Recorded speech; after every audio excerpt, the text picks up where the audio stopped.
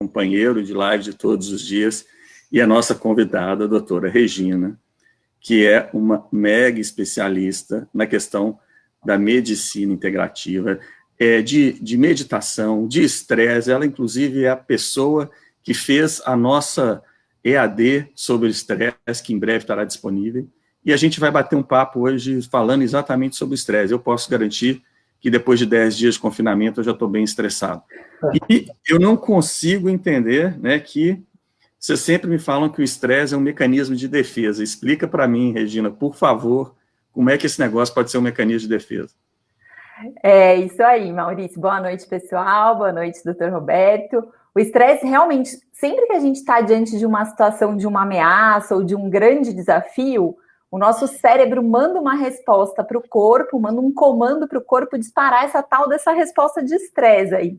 Então, bater mais rápido, a respiração ela fica mais rápida e ofegante. Com isso, o oxigênio circula mais para o nosso corpo poder tomar uma ação. Os nossos músculos se contraem para a gente ou lutar ou fugir com aquela ameaça. E o nosso corpo ele fica mais pronto para qualquer desafio. O nosso cérebro também ele fica mais alerta, fica tentando ter mais soluções de cada problema. Então, na verdade, essa resposta de estresse é uma resposta que faz o nosso corpo estar pronto para lidar com o desafio. E, Roberto, e já que esse negócio é uma coisa boa a princípio, mas depois esse estresse, o nosso corpo transforma ele numa doença, é isso mesmo? Sim, o ser humano tem coisas que o animal não tem.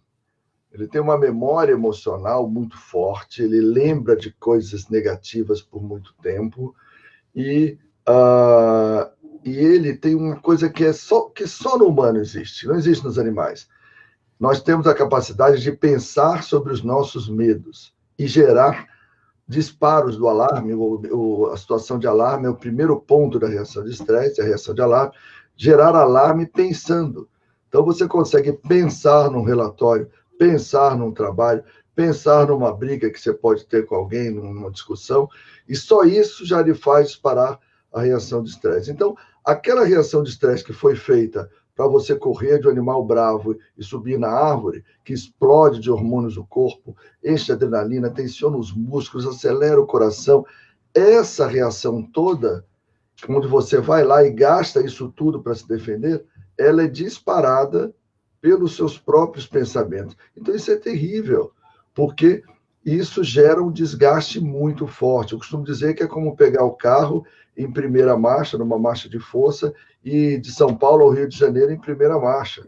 Uma marcha que é feita para subir a ladeirinha da garagem de casa só.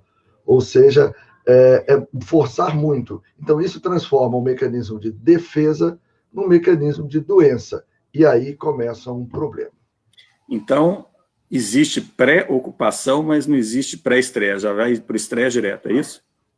Sim, exatamente. Stanford chama de bom estresse e mau estresse. Bom estresse é quando você pula para não ser atropelado, corre de um animal bravo, ou seja, foge de um perigo iminente, de um risco de vida iminente. Mau estresse é quando você pensa muito, fica com medo, dispara a reação de alarme que seria para lutar ou para fugir, e não gasta esses hormônios te deixam impregnado de adrenalina, você se enche de cortisol, e isso gera doença. Esse é o mau estresse. O estresse bom te prepara para o momento difícil. O estresse ruim te drena, te exaure. Então, esse é um problema muito sério. Não o estresse em si, mas a nossa capacidade de gerar o mau estresse. Agora... E também, Maurício, uma coisa que é legal a gente falar é que essa resposta de estresse, ela não é gerada só em situações de risco, de ameaça. Situações boas também podem gerar essa resposta de estresse, né? Então, por exemplo, quando a gente começa a namorar alguém e vai para o primeiro encontro, isso também gera uma situação de estresse no corpo.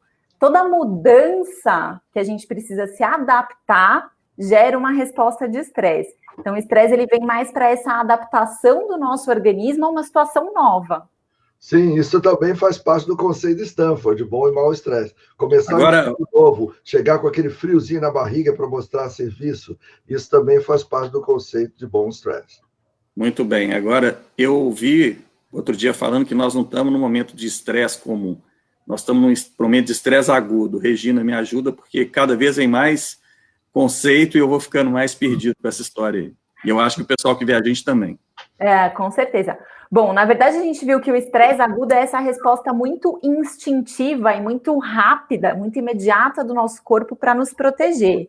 Ao passo que esse estresse crônico, ou o mau estresse aí, que no inglês é o distress, ele é algo que ele vem acontecendo ali todo dia em microdoses. Então, o nosso corpo ele vai se acostumando a ter essas doses de estresse, e é como se tivesse uma música num volume médio, e de repente a gente tem uma situação mais imediata que faz dessa música elevar o volume muito alto dela. Então a gente já vinha vivendo, né? Todos nós vínhamos vivendo nesse período de estresse crônico, que o nosso corpo vinha trabalhando aí, como o doutor Roberto falou, como esse carro muito acelerado, e agora a gente teve um pico ainda maior dessa resposta, e isso faz com que a gente tenha uma exacerbação de alguns sintomas, algumas manifestações do nosso corpo que estavam ali, que a gente estava conseguindo lidar com elas, de repente elas ficam muito intensas.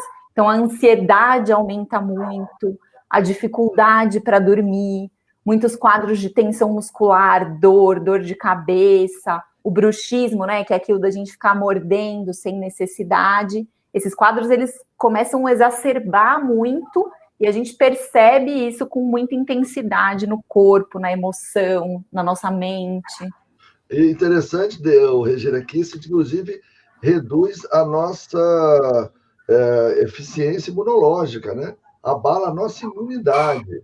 Ou seja, esse estresse pode nos deixar mais susceptíveis a uma infecção, por exemplo.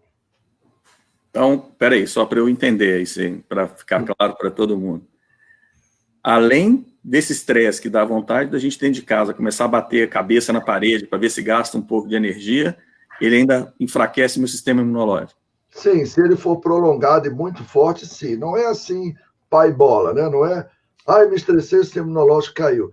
Mas se você for um estressado crônico e fizer agora uma agudização, digamos assim, desse estresse crônico, você provavelmente já vinha com seu sistema imunológico meio comprometido pelo seu estresse crônico e dá falando popularmente, uma baleada maior ainda do sistema imunológico. Por isso é muito importante nós falarmos sobre estresse também, especialmente neste momento que estamos vivendo agora. Então, me fala uma coisa, pelo que se eu entendi direito, vocês estão colocando o seguinte, é impossível não ter estresse, né, evitar o estresse, porque ele é uma reação física, instintiva, desde que a gente estava lá na caverna, ou até antes. Agora, eu consigo gerenciar esse estresse, porque já que não consegue evitar, eu preciso achar um jeito de viver com ele. Como é que posso gerenciar esse estresse, Regina? Na verdade, a gente nem quer não ter estresse, né? O estresse, ele faz parte aí da nossa natureza, e quando a gente não tem nenhum estresse, existe uma curva, né, de performance relacionada com estresse, que é assim, quando a gente não tem nenhum estresse na nossa vida, a gente fica desmotivado, apático, a gente não funciona bem. Quando a gente tem um pouco de estresse e consegue usar essa resposta quando é necessário e desligar essa resposta quando a gente não precisa dela, esse é o melhor cenário. E quando a gente fica com esse estresse muito ligado, a gente vai lá para o outro lado dessa curva, desgaste, o esgotamento, o burnout. Então, o estresse ele é importante, mas para a gente gerenciar ele, a gente precisa aprender como que a gente diz essa resposta. Acho que isso é uma coisa fundamental. Então, primeiro, aprender a reconhecer o estresse, os sintomas que o estresse causa na gente. Depois, aprender a desligar essa resposta quando ela não é necessária, né? E a gente também, um terceiro passo importante é a gente começar a se adaptar às situações do estresse. Então, tudo isso faz com que a gente tenha o melhor aproveitamento possível dessa resposta, que é uma resposta natural do nosso corpo. Sim. Roberto, você ajuda a gente na dica de como é que eu consigo gerenciar esse estresse aí? Sim, eu vejo 4 pilares, quando eu falo de estresse, eu costumo falar de 4 pilares básicos do gerenciamento do estresse, tá? Um é evitar a fonte do estresse. Nós temos que não nos entregarmos a fontes de estresse já conhecidas. Por exemplo, quando você tem uma opção de ir a um determinado lugar, uma cidade como São Paulo, você não vai escolher aquele pior horário do dia, ou fazendo uma agenda que você não consegue cumprir, ou tendo metas irreais que vão te sugar e não vão nunca ser cumpridas. Então, evitar essa fonte de estresse, organizar sua vida, organizar seu armário, organizar sua casa. Aproveita, você está em casa agora, está em confinamento, vai organizar a sua casa. Uma outra dica é a maneira de pensar. Então, o Epiteto, filósofo estoico do século I, ele já dizia que não são os fatos que nos ferem, mas a visão que temos deles. Ou seja, o fato ele é neutro, a visão que nos faz disparar o alarme. Então, às vezes, você precisa até de ajuda terapêutica. O terceiro pilar é deixar o corpo mais resistente. Sono, alimentação, atividade física. Já que você está em casa, pelo menos aproveite para botar o sono em dia. Pelo menos coma adequadamente. Só falta você estar trancado em casa e estar virando à noite vendo filme, porque isso desgasta ainda mais o seu corpo, o seu sistema imunológico. E, finalmente, fazer... É o maratona de Netflix, Roberto? Isso, exatamente. Eu não quis falar de nome especial, mas é isso mesmo. E o quarto ponto, Maurício, é atividades que geram a chamada resposta do relaxamento. Meditação, respiração, relaxamento, alongamento. Eu acho que a gente falou de estresse, talvez fosse interessante a Regina falar um pouquinho sobre a resposta de relaxamento. Regina, desculpa, estou dando uma de moderadora aí. Você pode tudo aqui, doutor Roberto, você é o nosso grande guru. Vai, fica à vontade. Então é assim, no nosso corpo, da mesma maneira que tem uma gangorra, tem dois lados, o nosso corpo também tem essa gangorra. Um lado da gangorra é a resposta de estresse, o outro lado é a resposta de relaxamento. Ela é a resposta oposta à resposta de estresse no nosso corpo. Então, quando a gente ativa essa resposta, e ela pode ser provocada voluntariamente no nosso organismo, quando a gente ativa essa resposta, a tendência é o nosso corpo voltar para o funcionamento normal dele, voltar para o equilíbrio. Então, se a gente estava com o coração muito disparado, o coração começa a bater num ritmo mais normal. Se a gente estava com uma respiração muito ofegante, a respiração volta para o normal. E quando a gente ativa essa resposta de relaxamento, a gente diminui aqueles hormônios que o Dr. Roberto falou para a gente, o cortisol e a adrenalina, que são os hormônios relacionados com o estresse. Eles diminuem na corrente sanguínea e a gente tem aumento de outros hormônios, como a serotonina, que está relacionada com a nossa sensação de bem-estar. A gente aumenta a melatonina, que é um hormônio que ajuda a gente a dormir melhor, também ajuda um pouquinho a gente a controlar os quadros de dor. Então, o estímulo dessa resposta de relaxamento, ele pode ser provocado pela respiração, pela meditação, yoga, alongamento, enfim, todas essas técnicas de relaxamento.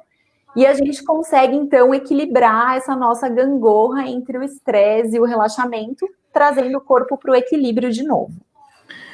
Doutora Regina e doutor Roberto, a Débora está perguntando o seguinte, se existe algum, além do controle da respiração, o que mais que pode fazer para ajudar a controlar o estresse que possa ser apresentado rápido agora, né? Porque tem coisas que a gente demora mais um pouco a aprender, né? Sim, a gente falou nos 4 pilares, né, Maurício? Eu vou dar uns exemplos, a Regina pode dar outros, ela me permite dar uns exemplos, Maurício. Por exemplo, evite atividades anti-estresse. Uma das coisas que você vai evitar como atividade anti-estresse é se libertar das fake news. A gente vai ter uma live só sobre isso, só sobre selecionar informações. Isso é importante.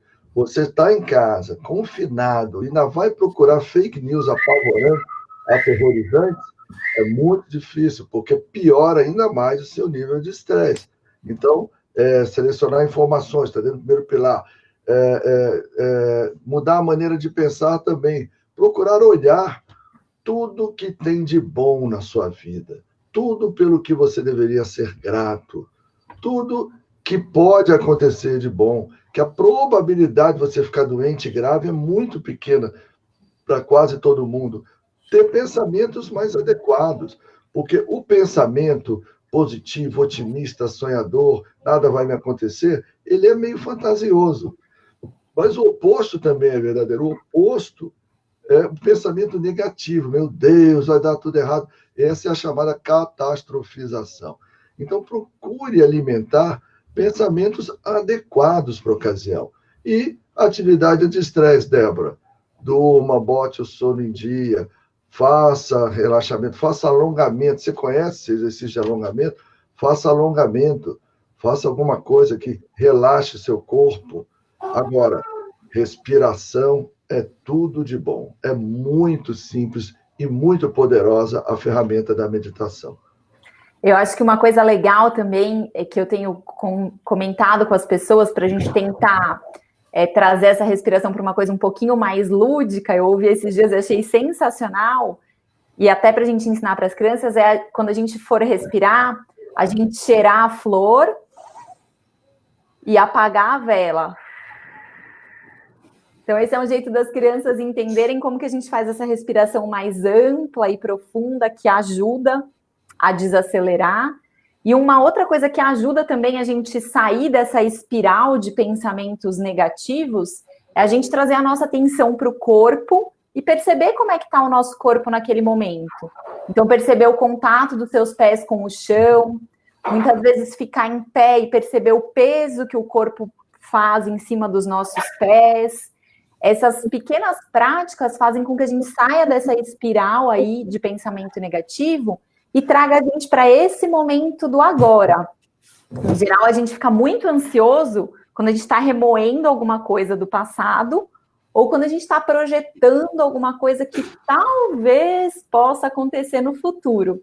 Quando a gente fica oscilando entre passado e futuro nos nossos pensamentos, isso causa ansiedades, promove o estresse.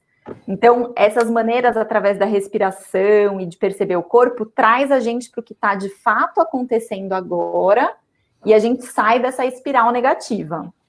Legal. Deixa eu resgatar uma coisa, Regina. Você falou de burnout, né? Uhum. E a gente estava vivendo já, conversando com as empresas, que o burnout já era a coisa que mais assustava no dia a dia das empresas, mais do que antes era ergonomia, acidente de trabalho, etc. E tal. Agora a gente está tendo que trabalhar com o burnout dentro de casa, muita gente com medo se vai ainda ter emprego quando sair dessa, e tendo que produzir. Me ajudem, como é que a gente faz para viver com um negócio desse aí? A primeira coisa que eu acho bem importante é a gente tentar estabelecer uma rotina de horários. Acho que muita gente sentiu isso quando a gente fez essa transição, né, do nosso local de trabalho para vir trabalhar em casa. A gente fica perdido, porque daí você acorda, toma café e trabalha, lava a louça e trabalha, e deita e trabalha. Então, a gente ficou sem rotina. E quando o nosso cérebro percebe que ele está sem controle, isso provoca, isso gera muito estresse. Então, estabelecer uma rotina de horários para dormir e acordar todo dia, mesmo que você não precise fazer alguma coisa naquele dia, isso ajuda a gente a gerenciar melhor esse fator.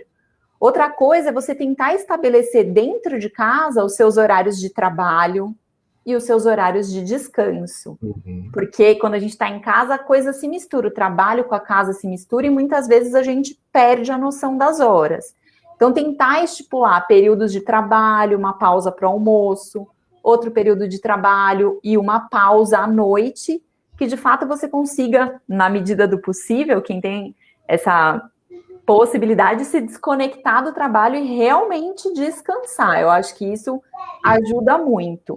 E uma outra coisa, Maurício, que eu acho bem importante é assim, quando a gente tem um problema muito grande, é difícil a gente enxergar a solução dele. E isso vai dando essa sensação de descontrole. Então, quando a gente tenta pegar esse problemão e dividir ele em pequenos probleminhas, a gente consegue enxergar uma solução para cada probleminha. Isso faz com que o nosso cérebro novamente tenha essa sensação de que ele está no controle e isso nos acalma muito. Então, de repente, se a gente tem um problemão que é, meu Deus, acabei de financiar uma casa e eu não vou conseguir pagar, vamos tentar dividir isso em pequenas probleminhas. Quais são as contas que eu tenho que pagar hoje? Qual que é a minha reserva financeira? Né? A gente fatia esse problemão e vai vendo as soluções. Isso acalma demais. Legal, e inclusive tem coisas que a gente não controla mesmo, né, Roberto? Como os filhos passando aqui em volta da gente, assoviando, gritando durante a live, a gente vai vivendo com isso. Mas eu queria, Roberto, que você... Tem, inclusive, só um parênteses, tem algumas lives que a gente vai fazer, que a Regina já deu até uma chamada para a gente. Tem uma, Regina, que a gente vai falar, que é fazendo mais do que nada, que é como estabelecer isso aí, né? Que estar em casa não é não fazer nada. Para a gente, Maurício, especialmente, né? Tem outra live que a gente vai falar que chama-se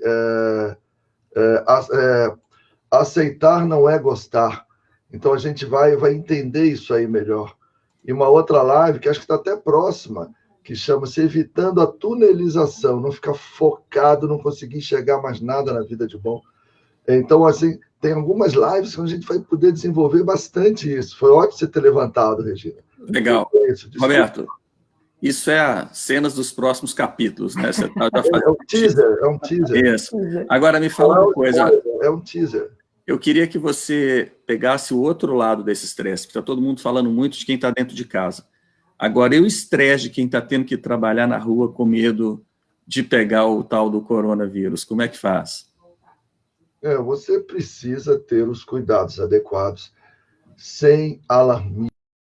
Nós temos Por que esse vírus é perigoso?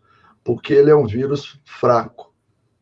Ele tem ele causa uma doença quase sempre muito branda.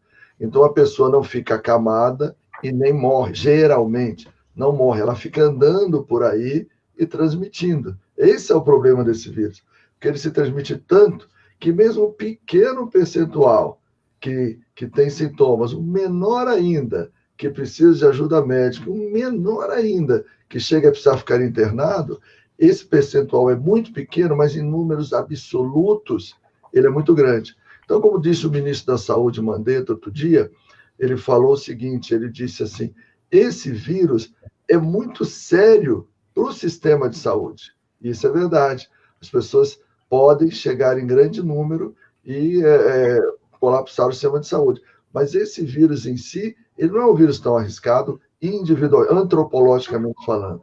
Então, tomar cuidado, ter seu álcool em gel, ou lavar as mãos, contando parabéns para você 2 vezes até o final, por esse tempo, esfregando entre os dedos, você pode cantar parabéns para você, se tiver criança pequena, pode cantar o Baby Shark inteiro 2 vezes, também funciona. Tá? Eu prefiro o Baby Shark. Baby Shark, então funciona tão bem quanto o álcool em gel.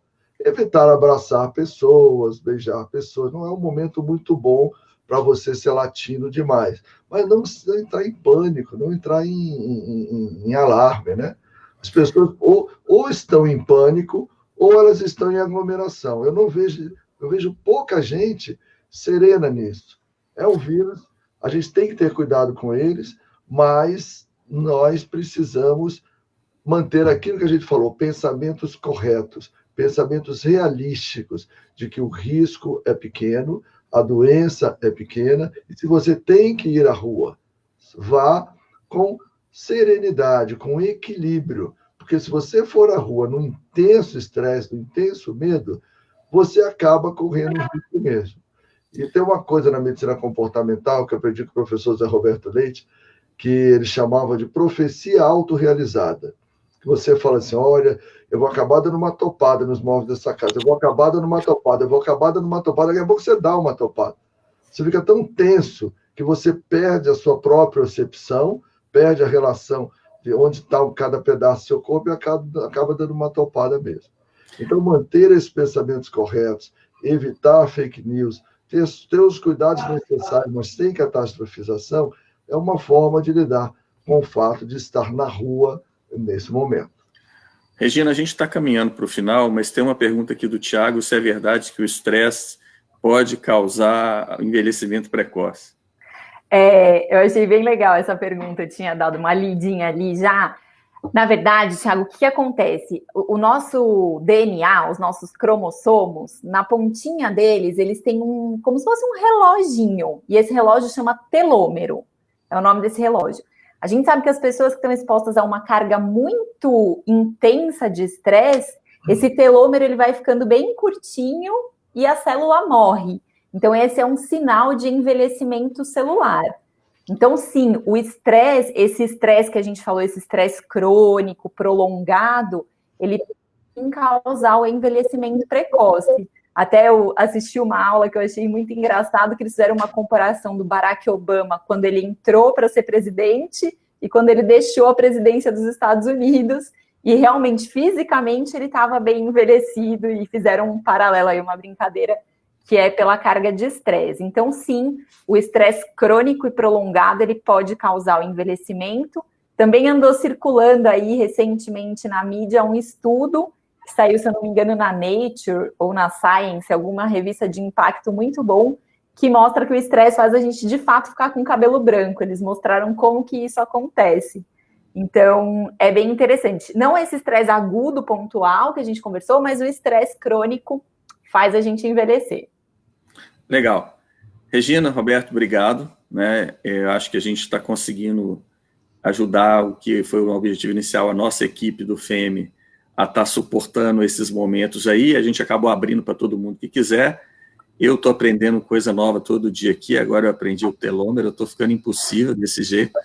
E eu queria deixar aberto o convite para, numa das outras lives que a gente vai fazer, essa ideia para a gente te convidar de novo para estar aqui com a gente, discutindo mais um pouco essas questões dessa medicina comportamental, nessa época que a gente está vivendo de tanta confusão. Obrigado, pessoal. Com certeza, obrigado Maurício. Quem acompanhou a gente.